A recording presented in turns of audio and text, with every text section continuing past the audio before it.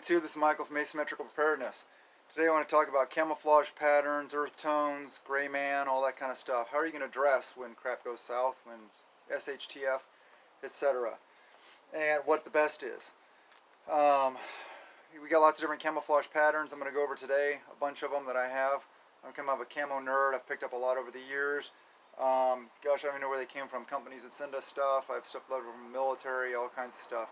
So that and or earth tone clothing, just to kind of be a little more down low, subtle and stuff like that, or full on gray man. If you live in an urban environment, that would probably be the best option, because you want to look like everybody else. At that point, you'd probably be concealed carrying, a firearm or two, handguns, knives, stuff like that. Unless you're in a really cold environment with a big jacket, maybe you can carry some kind of PDW like a Scorpion Evo or P90 or an AR pistol, something like that. You guys know what there is out there. So with that said, just talking about a couple of things. Make sure whatever you're wearing is specific to your AO, which is your area of operation, where you live. Here in the Pacific Northwest, as you see what I'm wearing, probably wouldn't work that effectively. Although there is a lot of browns and stuff like that around. So once I get into the woods, this works fairly well around here. Just not on the edge of the woods where all the leaves are and stuff. With that said, woodland pattern would work a lot better around here. It's just my next AO, my next closest AO, which is what I suggest you having clothing for your immediate AO and the next closest AO. My next closest AO is mountainous, and Eastern Washington is more arid, and where this pattern will work a lot better. So with that said, uniform look, gray man, subdued clothing. What is the best? Well, I would suggest having a mix of all three. Gray man stuff you're going to have because that's just stuff regular in your closet. Subdued clothing, I don't know what you guys wear. I wear pretty much subdued clothing every day of my life. I wear grays. I wear flat dark earth, coyote browns, OD greens, different colors of greens and browns primarily. Every once in a while I wear something blue or something like that to work, or a deep red or something. But you understand what I'm saying, I think. One thing about having a uniform appearance, if you're in a group, your mag, your tribe, your militia, whatever it may be, if everybody's wearing the same color scheme, it doesn't have to be the same camouflage, it could be the same color scheme. You could all be wearing brown Carhartt work pants and green tops, whatever it may be, just as long as you're uniform. I was just having some kind of unique headwear that's immediately identifiable, because it's the easiest thing to see on somebody when they're further out. So if you're looking out for them, you can see them, from a distance, and you can see their head first. With that said, yeah, identifying some members of your group. Where was I going with that? I was going, oh yeah, so the uniform look. That may be a good thing when crap goes south. You may want to look like a group of U.S. Army guys wearing Scorpion W2 or multicam. Very similar Scorpions, just the new pattern the Army adopted as their new uniform. Very subtle differences. I'm not going to go into that right here, right now. But something like that. Or you may want to be wearing Marpat, look like a bunch of Marines. Some situations that may not be a good thing. I tend to lean towards like brown pants, green top, because in the woods, usually things lower are brown, things higher are green. Or just all green, all brown, whatever it may be, specific to your AO. And then wear your plate carrier, battle belt, all your stuff, all your gear. Then what happens if you're out operating, after crap hits the fan, you're doing some kind of mission or something like that, you're going somewhere doing the things. If you're in a situation where you have to, you can ditch all your gear and then just blend into society. Because you're wearing stuff that blends into nature, but it's subtle. It's not it doesn't give you away as far as what you were doing or what your mission was. You would just fit in, especially around, depending on your area. Here in the Pacific Northwest, a lot of people wear subdued clothing. They wear earth tones, stuff like that. Yeah, so the ability to identify friendlies. That's one thing that's good about being in uniform. Everybody wearing the same kind of stuff. These same patterns, same color scheme, like I talked about before. So you get different kinds of camouflage. I'm going to go over, like I said, a bunch of different military ones here. You also got civilian camouflage, aka what I refer to as redneck camouflage. Absolutely no disrespect intended to that statement. It's just what I call it. I just like calling it redneck camo, just because I spent 20 years in the military, and to me, you know, I go towards military camouflage. Redneck, aka civilian camouflage, is very effective in certain situations.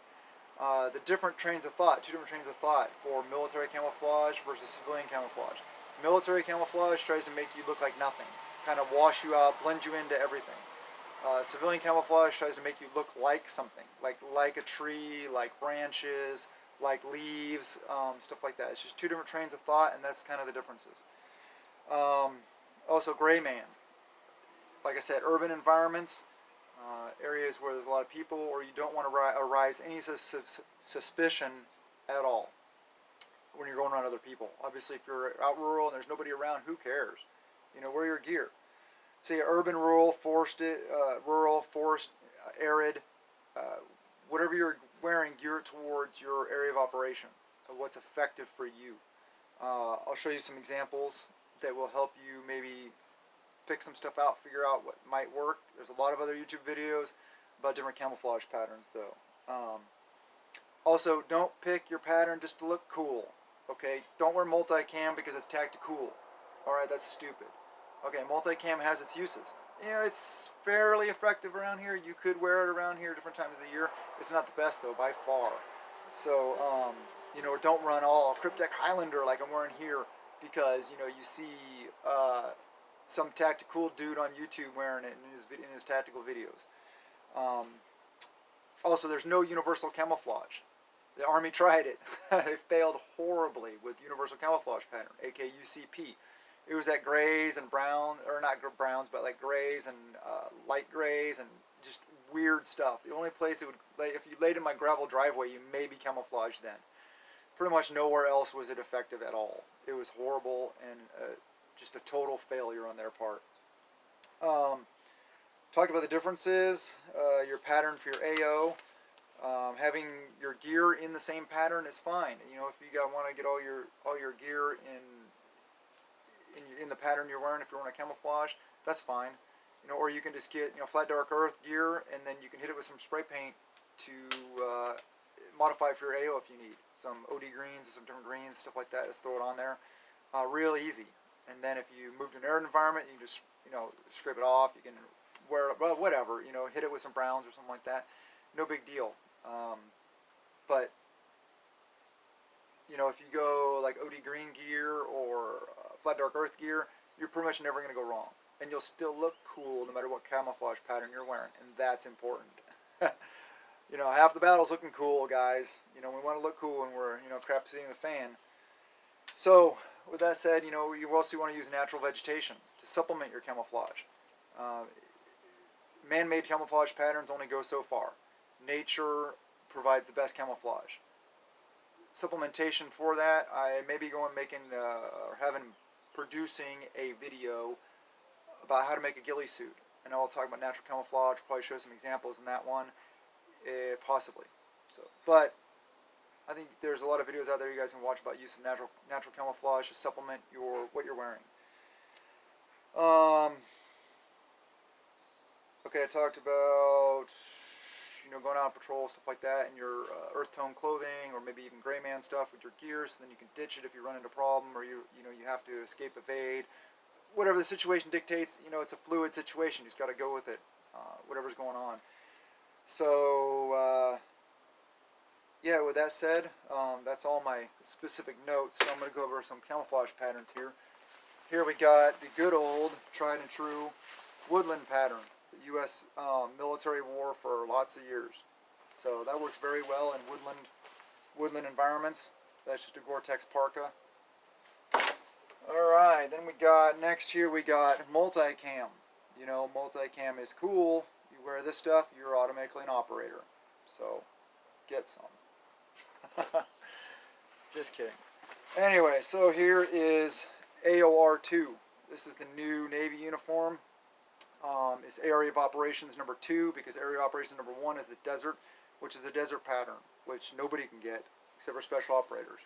And, you know, I'm not going to show you that stuff. So, this is a woodland pattern. It's very effective. It's pretty good. It's hard to get a hold of, but an option. Here's one of my favorites. This is ATAX FG. It's a really good organic pattern. It has a lot of different subdued little patterns in it that help break stuff up.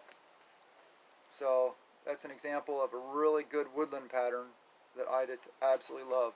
I love ATAX. And then next is another one of my favorites, my absolute favorites, is Cryptek Mandrake, to go with this Cryptek Highlander I'm wearing now. This is the woodland version, Cryptek Highlander. You know, it's got a lot of greens. I like the micro patterns in it. I don't know if you can see on camera. Let me get the light on it better. There you go. See how it has their organic structures as well as the forms on it. But I love that stuff. Very effective. Alright, so arid environment stuff. If you're in an arid environment, here's the good old U.S. military tricolor desert. Some pants back when I was in the military. Tricolor desert may work for you. Those are my work in the yard pants now. So here's another one. So ATAX FG I just showed you. This is ATAX AU. Sorry, it's all wrinkled. This is bottom of my stuff. Bottom of my closet because I don't use this stuff. It's not effective for me. But if you're in an arid environment, here you go. Pretty good. There's some greens and stuff in there. It's a decent pattern. If you're in like Arizona or something like that, or maybe parts of Texas, it would work really well. Here's, oh yeah, one more is Marpat I talked about. This is the marine pattern. Marine woodland. There's also marine desert. But that's very effective in a lot of different AOs in the United States. And then, you know, here's some more of the kind of the gray man stuff. This is a grid fleece, just an OD green grid fleece military sweater. And then here is a coyote tan, flat dark earth, whatever you call it. I think it's more coyote. Grid fleece, for an example of possible gray man stuff. Also, you know, just like one of my hats I wear all the time, just OD green. You know, it's tactical though, so it may not be as on the down low as you want. But, you know, those are some examples. And like this is another example of the Cryptek Highlander. But, so there you go. That's my video on some of my thoughts on camouflage and patterns. You know, just think about what's applicable to your AO, your area of operation, what works for you. And, you know, do some more looking around the internet, figure out what the best prices are, where you can get the stuff. Like a Condor makes great stuff. This hat's Condor. I'm wearing it because if I have a 511 hat in the same pattern, it costs twice as much and is way less comfortable and fits doesn't even fit as nicely as the Condor stuff does. So you can get some stuff from Condor. They don't really have uniforms or clothing, but they have hats. So I get the hats. What else? If you have access to base, military base, that's real easy then. You get the current use stuff. If not, there's surplus stores, really good source of older stuff, although they got a lot of UCP now. I've tried getting the UCP and dyeing it with like a RIT dye from Walmart, like the brown or the green, or maybe a mix of both, and it doesn't really work. It doesn't really come out that well. So you know, you can do that. You can try it if you want, but there's a lot of other stuff out there. Just look around. Best prices. I know one of my favorite companies is UR Tactical. They're out of Hong Kong, I know, but they make a lot of military contract clothing. All their fabrics are made in the U.S. They make good quality stuff. I made my battle belt video. My battle belt, the belt itself is a UR Tactical belt. Very, very high quality stuff. The brand that they put out is UPS Tactical, which I forget what it stands for, or OPS Tactical. Sorry, OPS Tactical. I think it's Optimal Performance Systems, I believe. Yeah, check them out. There's a couple other really good ones out there I can't really think of right now. But just, you know, pick what's appropriate to you, what you think will work, what works for you, get good quality stuff. Don't buy a bunch of cheap crap, you know. Just, you're going to need stuff that stands up the test of time when things go south.